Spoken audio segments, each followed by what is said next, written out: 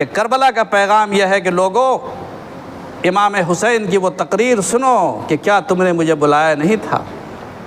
کیا میں تمہارا مہمان نہیں تھا؟ کیا تم نے نہیں کہا تھا کہ ظلم و جور میں ہم آپ کا ساتھ دیں گے؟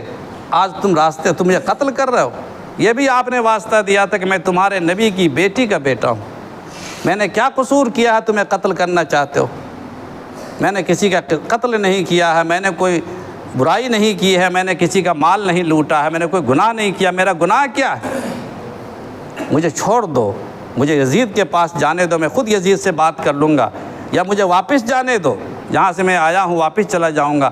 مگر ان کا نشانہ تھا کہ امام حسین کو شہید کیا جائے، تاکہ ہمارے جو اوپر کے آقا ہیں، آقا کے لوگ ہیں، جو بڑے لوگ خوش ہوں گے کہ آپ نے بڑا کارنامہ انجام دیا ہے۔ یہ ہے کربلا کا پیغام۔ ظہر کی نماز امام حسین نے میدان کربلا میں پڑھی ہے، صلاۃ الخوف، جبکہ اسی کے چند منٹ کے بعد آپ کو شہید کر دیا گیا۔ آپ نے وقت لے کر ظہر کی نماز پڑھی ہے۔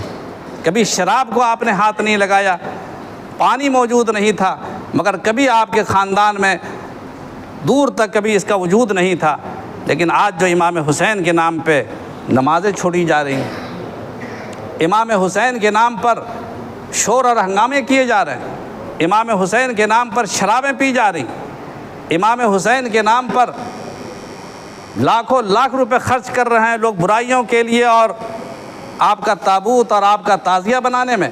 امام حسین کا پیغام یہی ہے۔ وہ اپنے آپ کو یا حسین اور یا علی اور کربلا اور شیعان علی میں شمار کرتے ہیں۔ کیا یہی طریقہ تھا امام حسین کا؟ ہمیں تو یاد آتا حضرت زینب جب کوفہ گئی تھی، یہ لوٹا پیٹا قافلہ جب کربلا سے کوفہ گیا تھا، اور کوفہ کے لوگ اس لوٹے پیٹے قافلے کو جو سر لے جائے ان خبیثوں نے کاٹ کاٹ کر سب کو لے گئے تھے، دیکھا تو کوفے میں ماتم پھیل گیا، عورتیں مرد بچے سب رونا شروع کر دیے۔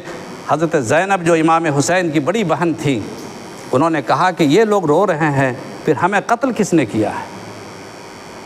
اللہ تعالی ہمیں سمجھ عطا فرمائے اور اپنے بزرگوں کے راستے پر چلیں، کربلا کے پیغام کو سمجھیں۔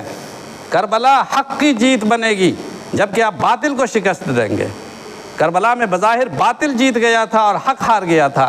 آپ کربلا کے پیغام کو عام کرنا چاہتے ہیں، اپنی پیسہ خرچ کرنا چاہتے ہیں، تو امام حسین کے نام پر کچھ چیزیں کیجئے، کچھ صدقہ کیجئے، کچھ عمارتیں بنوائیے، کچھ اللہ کے راستے میں خرچ کیجئے۔